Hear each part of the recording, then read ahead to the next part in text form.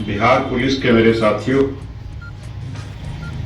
Bihar police week 2024 के अवसर पर मैं आप सबको बधाई और शुभकामना देता हूं।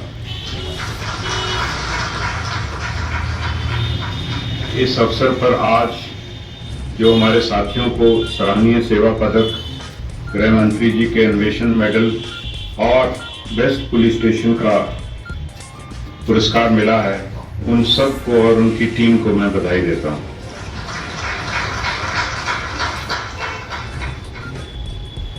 इस अवसर पर हमको अपने उन साथियों को नहीं भूलना चाहिए जिन्होंने कर्तव्य के दौरान अपनी जान की आहुति दी है।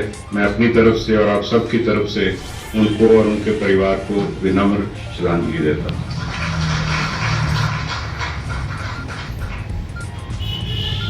बिहार पुलिस सप्ताह 2023 के अवसर पर जिस थीम पे हमने काम किया था, वो थीम था जन जन की ओर बढ़ते कदम।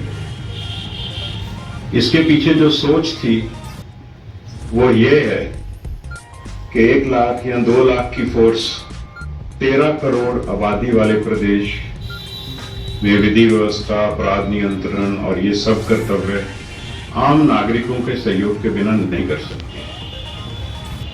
उसी को मजबूत करने के लिए हमने वो प्रयास शुरू किया था। उस प्रयास के दौरान पिछले 1 वर्ष में संक्षेप में आप सबसे साझा करना चाहूंगा कि हमने इस सोच को आगे कैसे बढ़ाया।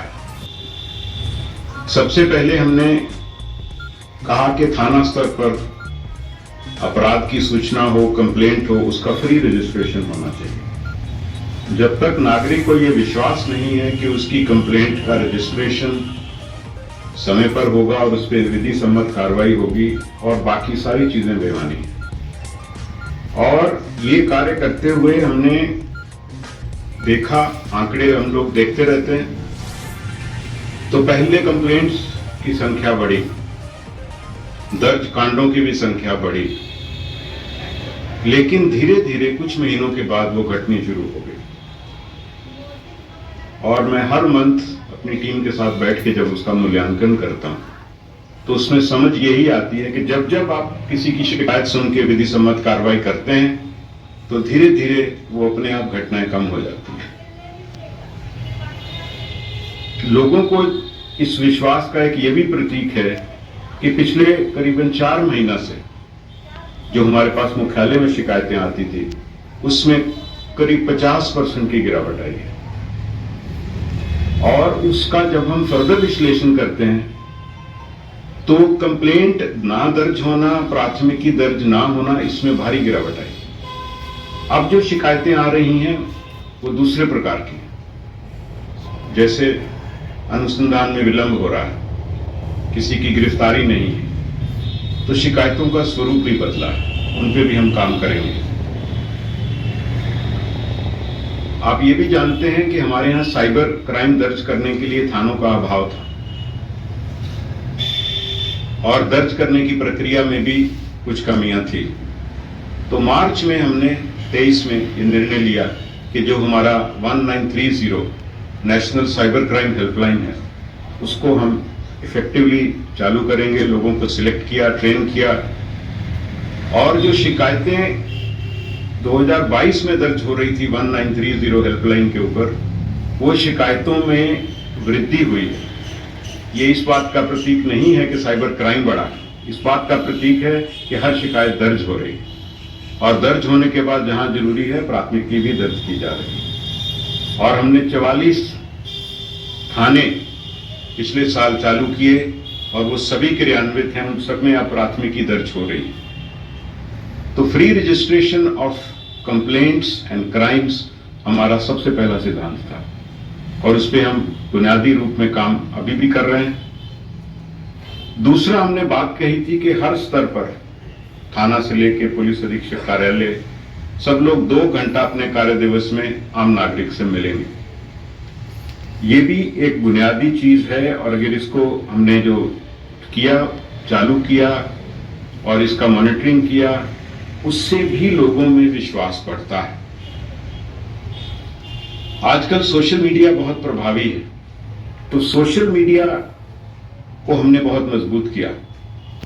आप जानते हैं कि हमारी प्रेजेंस सोशल मीडिया पे बहुत सीमित थी, लेकिन आप सबके प्रयास से आज की डेट में हमारी जो फॉलोअर संख्या है वो 10 लाख क्रॉस कर चुकी है, यानी 1 मिलियन।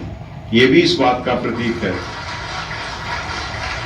ये भी इस बात का प्रतीक है कि लोग हमसे जुड़ रहे हैं। और उसमें हमने सोशल मीडिया पे ये सिद्धांत शुरू से रखा है कि कोई भी घटना होगी, कोई अफवाह भी होगी, तो हम उसके बारे में 2 घंटे में अपनी प्रेस रिलीज बताएंगे।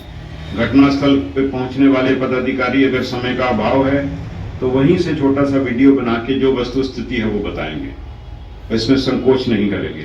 नागरिकों के साथ सूचना शेयर करना भी हमारी जिम्मेवारी है, और इसके तहत अब जो 2 घंटे वाला हमने मानक बनाया है, इसका प्रभाव ये है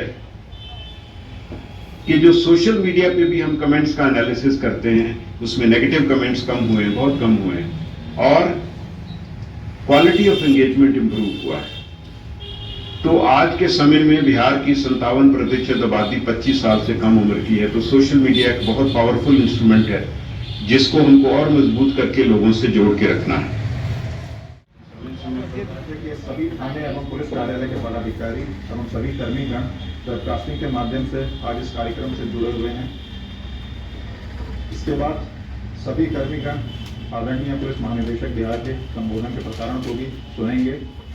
कार्यक्रम के मुख्य अतिथि तथा बिहार पुलिस के वर्तमान मुखिया डीजीपी सर से विनम्र अनुरोध है कि अपने संबोधन से मोहम्मद नियाज अहमद